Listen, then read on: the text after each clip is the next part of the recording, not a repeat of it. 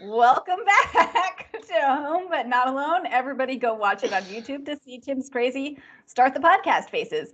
We are talking today about the benefits of raising kids in 2020 and beyond. All right, and beyond. We're going to talk about the future too.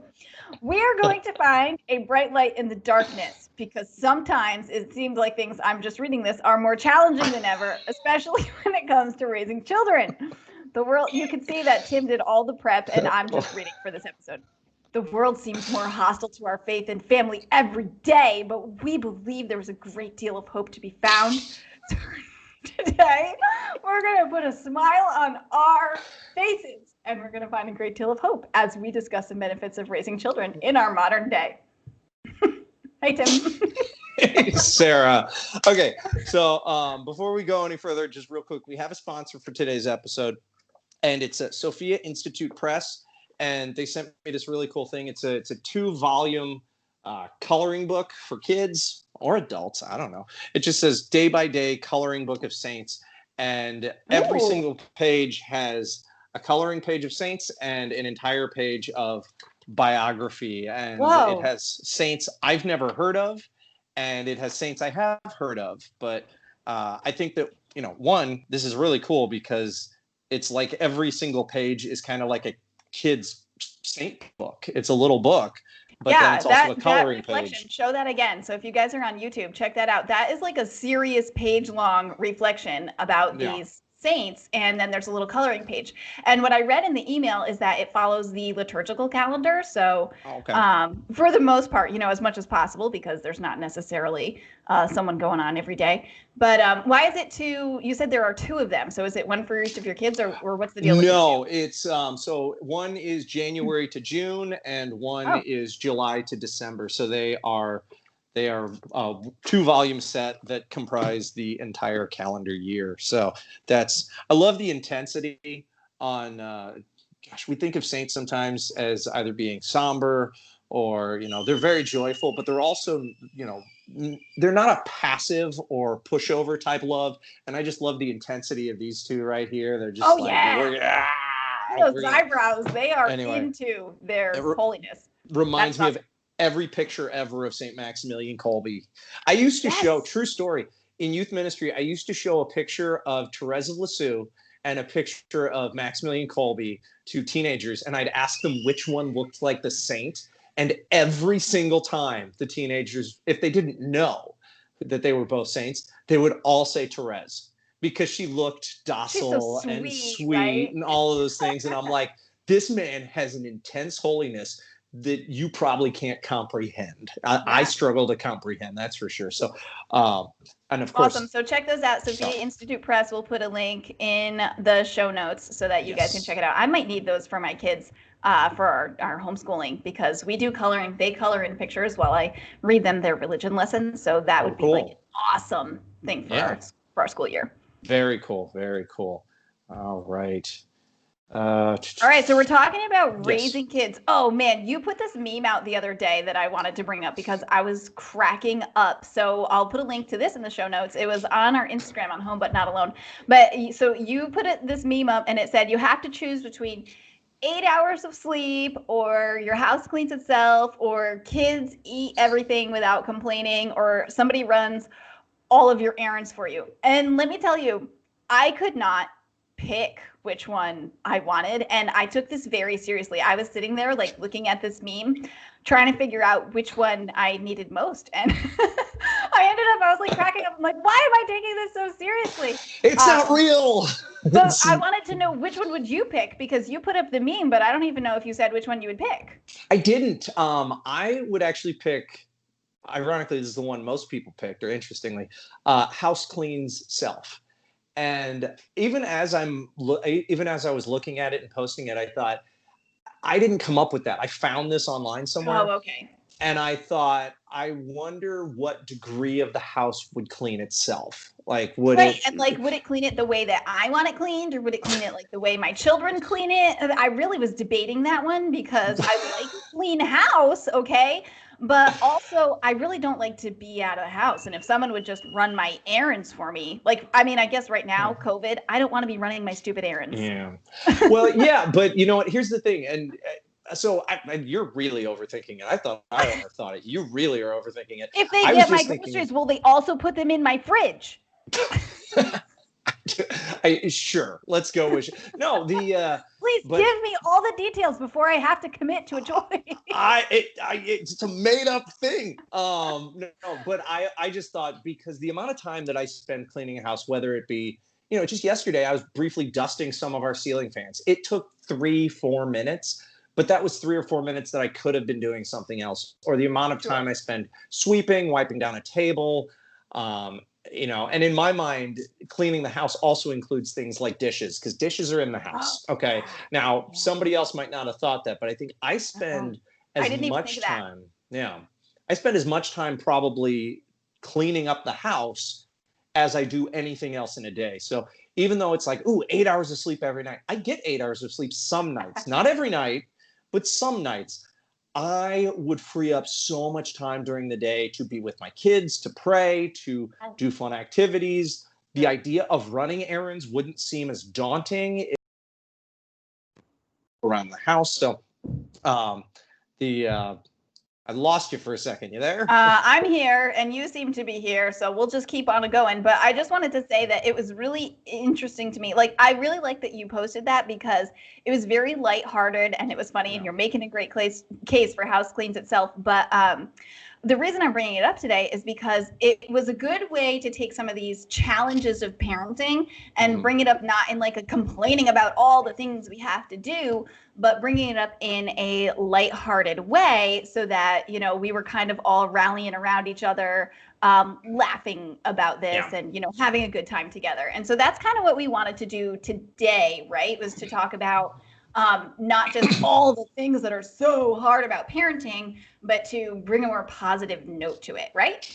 Yeah, so I think we have a tendency to focus on the negative, and I think there's a couple of reasons why.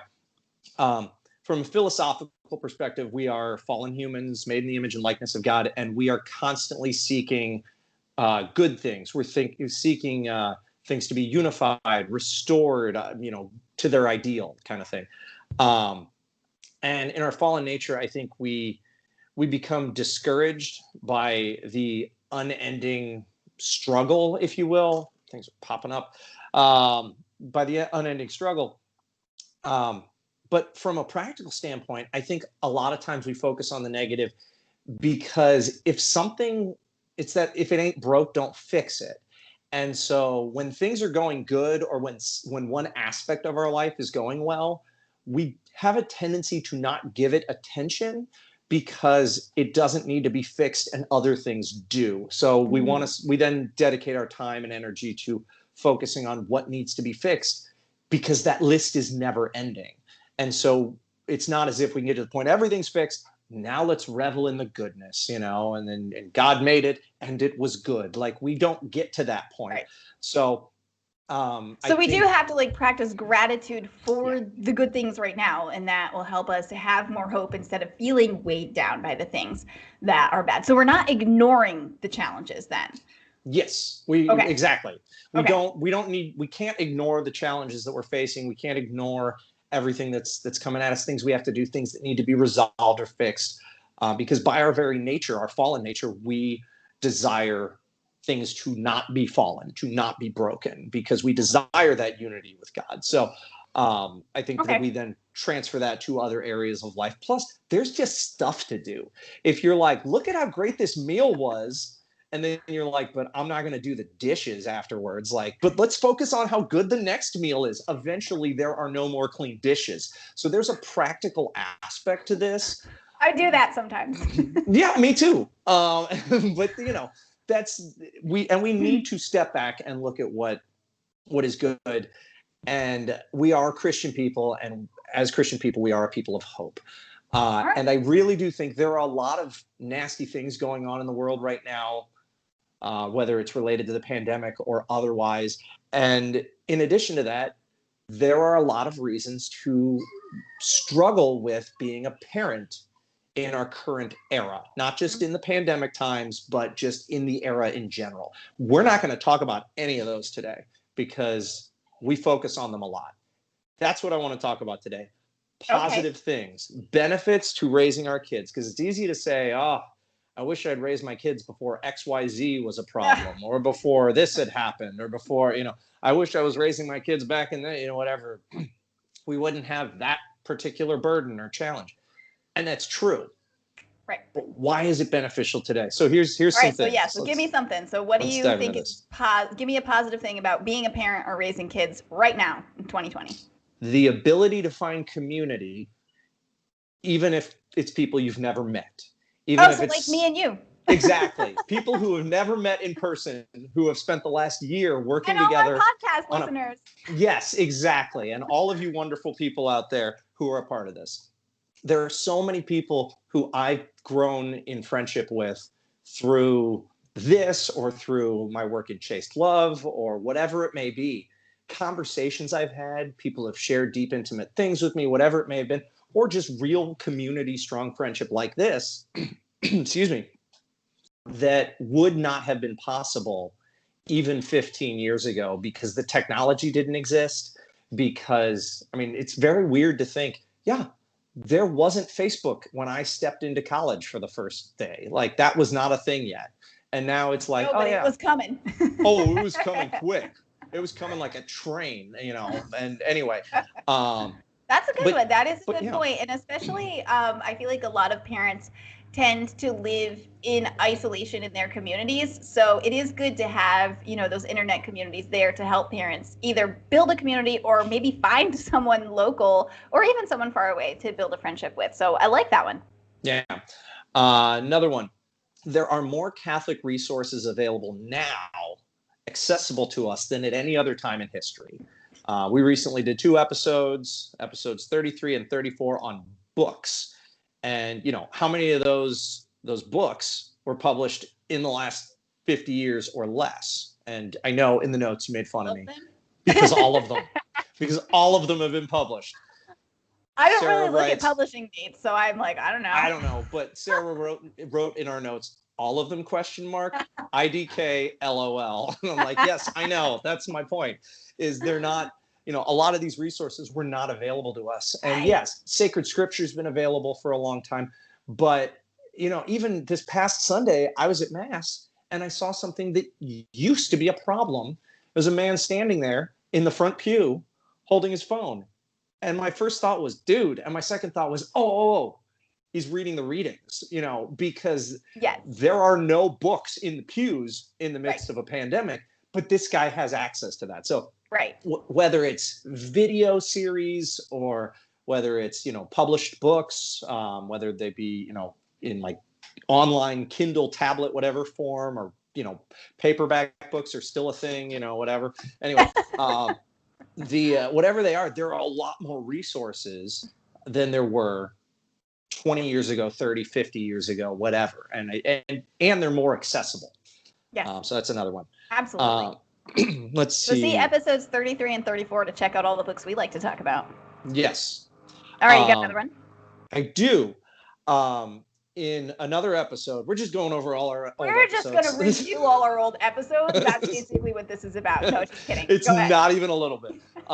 But in episode 35, we talked about screen time, and we can access media without commercials. And I brought this up in that episode, but I think it's worth bringing up again.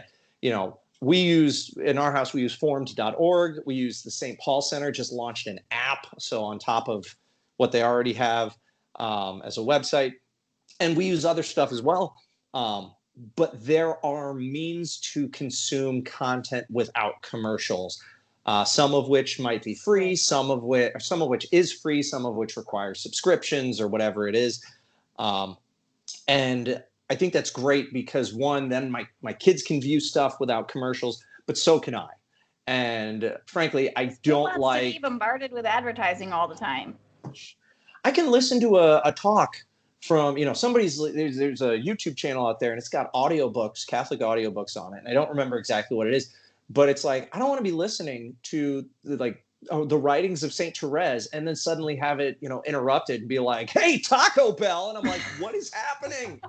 I was listening to something about sacrificial love, and now all of a sudden you're like, yeah, the new case of whatever." Anyway, Well, I was thinking, since you it's were very talking about our distracting. episode on screen time, I was thinking about that just the other day because you were saying, oh, people have different learning, like modes of learning. And I found this really good reading app or program or whatever. And usually I'm like, no, no, no, no, no extra screen time. But I was like, maybe I'll give this a try. And like I set my kids a timer so that they don't spend too much time on it. But we started doing it, and it's actually like really helpful for one of my daughters who's Good, having a hard time reading. So thank good. you for encouraging me to use the internet as a tool and not be afraid. So There yes, you the go. internet screen time, it can be helpful.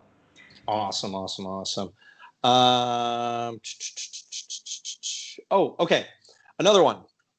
Modern medicine. Okay. Yes. Now, in 2020, we have everything from traditional Western medicine to natural remedies, and we have access to so much, and we have access to our particular, choice of what type of, way we want to medicate, or whatever it may be. But throughout most of history, most people didn't have that. I mean, we live in a world now where if one of my kids isn't feeling well, we don't have to sit there and be like, "Oh my gosh, are we desperate for, getting into a what?" I don't know. Like, we can send messages to doctors. I sent a message to one of my doctors the other day. I didn't even have to go call anybody. It was just do, do, do, do, do, do. And then the doctor sent back and was like, "Oh, cool, cool. All right, sent this prescription in for you." And I'm like, "Sweet." I didn't even talk to a human being. It was incredibly convenient. Um, Oh boy. not that I want to disconnect from human beings, but No. the point is that we have access Yes. to a variety of healthcare medicines or healthcare systems and approaches. Yes. And Before, options like yes, like tested options and mm-hmm. safe options, not Yeah, just like here's a plant I found in the woods. It could kill you or not. We don't know.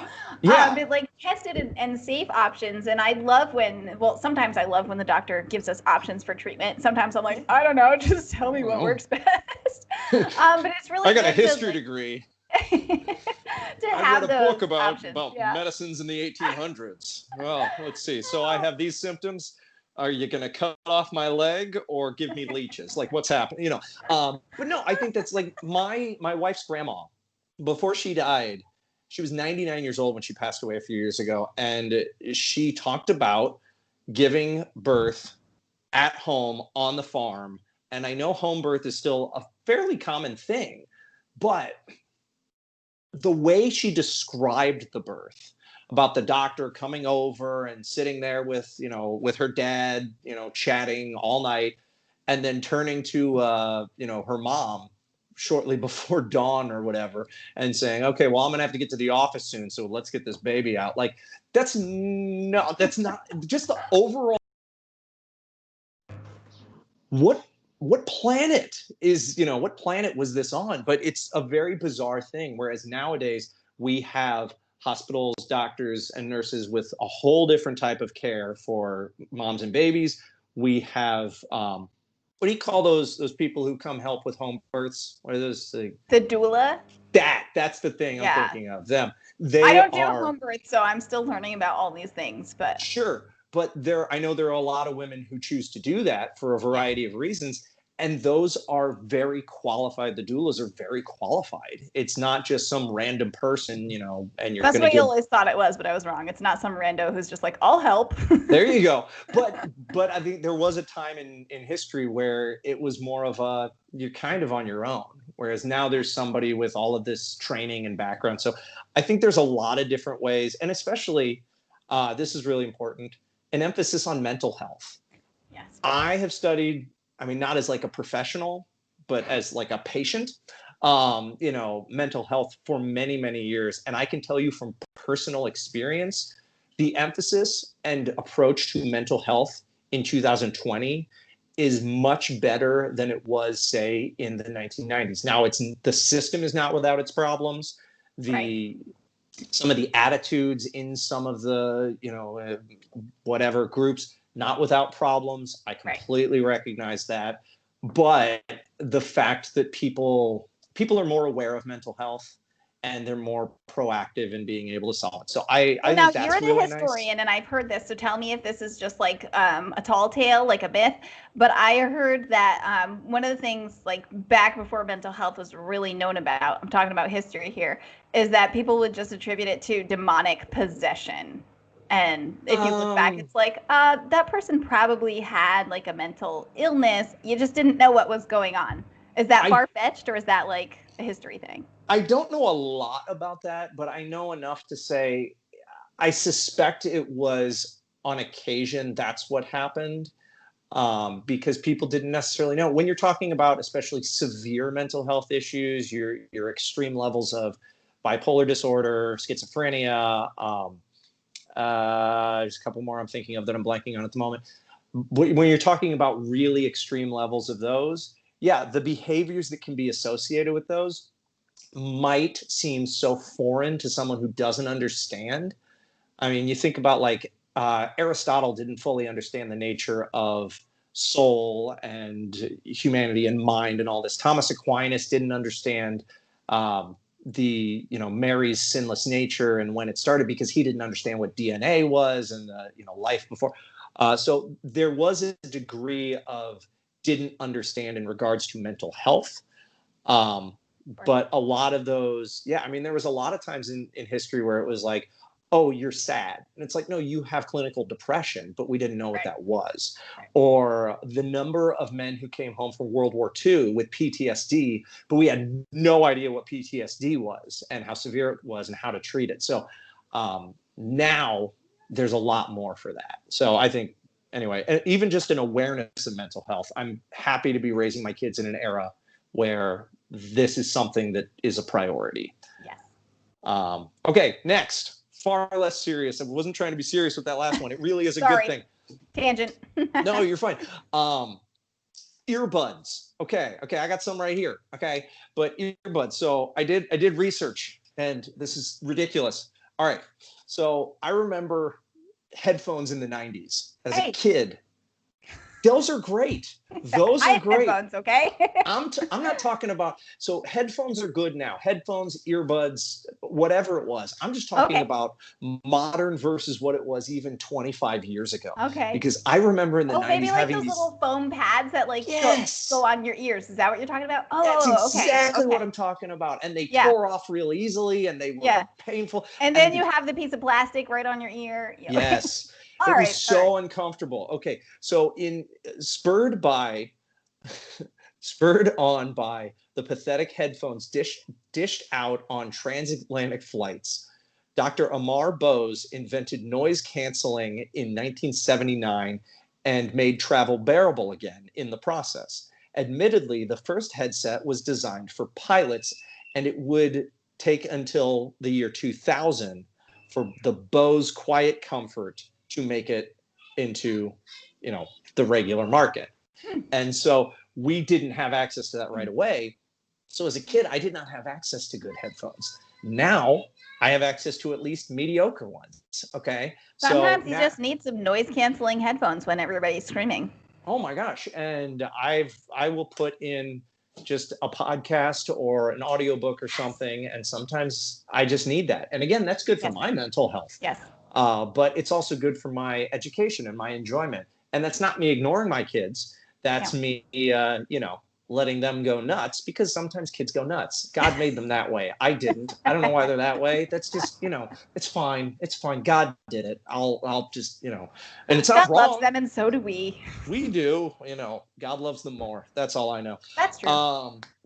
Okay. Next, the existence of childhood. So What are it you was, talking about? Children have always existed. yes, I know.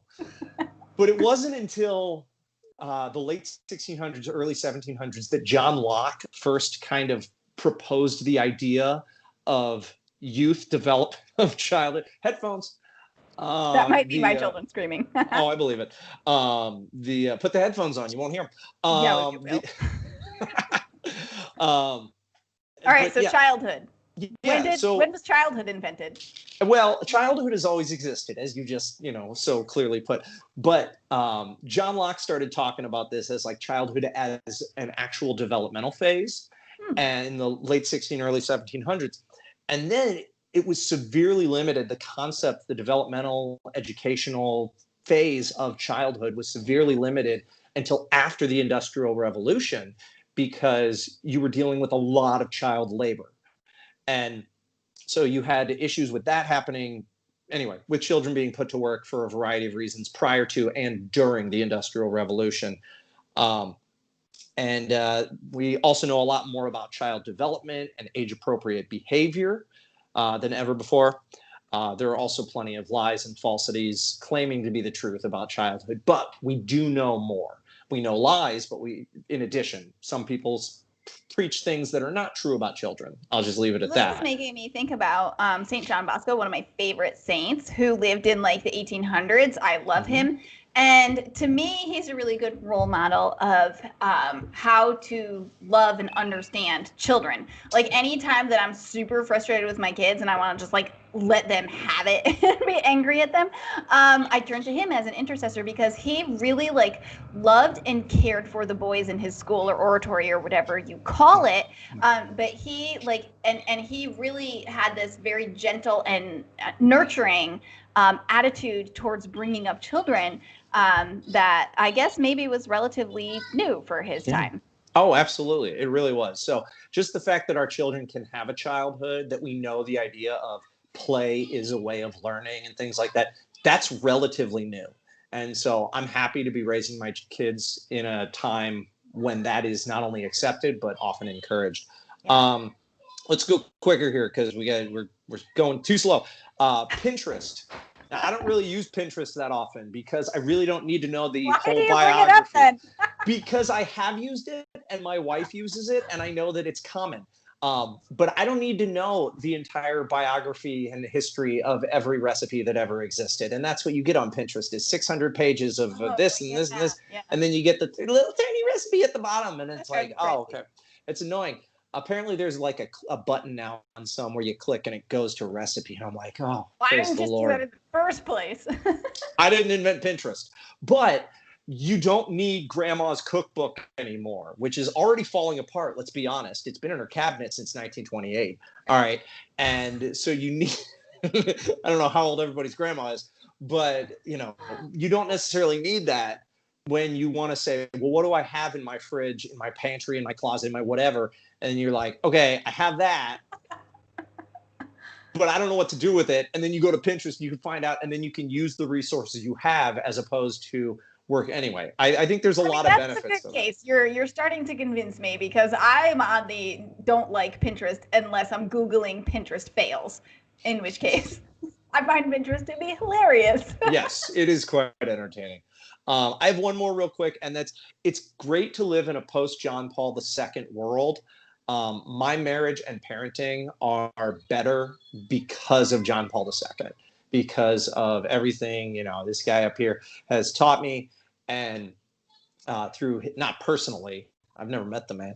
I was in the same room with him in 1999. I mean, it was a stadium, but anyway, that was it was the closest I've ever been to a living saint. It was pretty cool.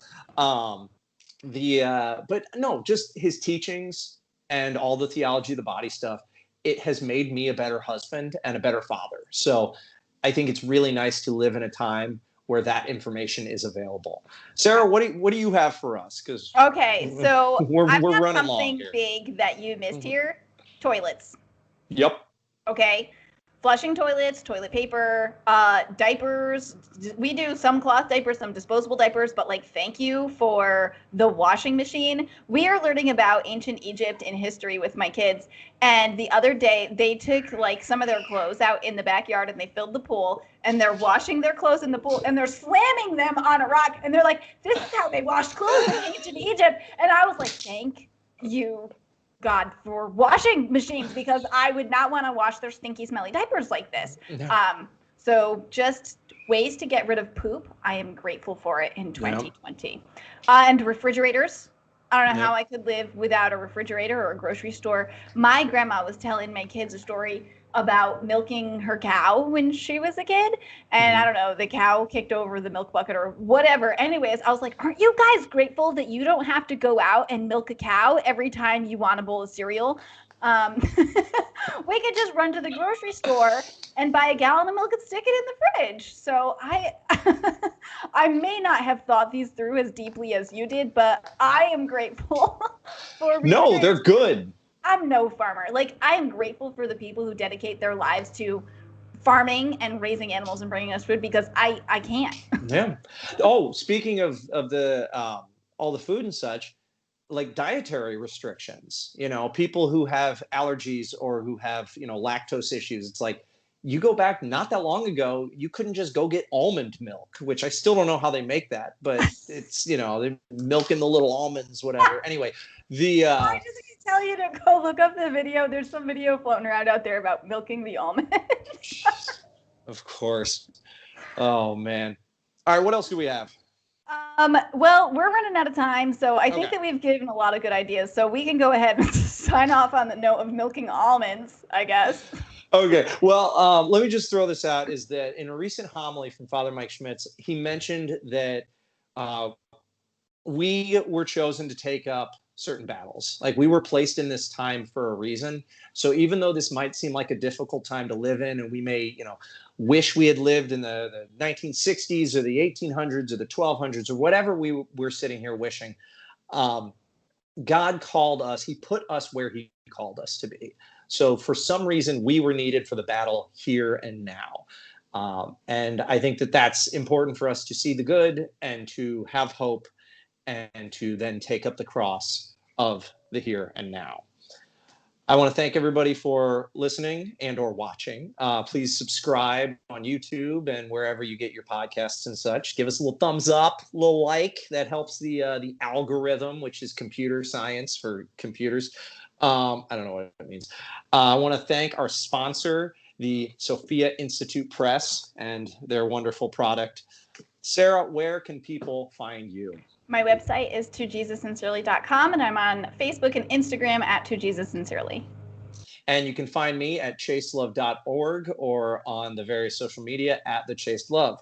Now, every parent should take a self-defense class because I've never fought a ninja, but I have had a preschooler come flying at me with what seems like 1,000 limbs going 10,000 directions, and I need to block and block. And remember, you're never alone.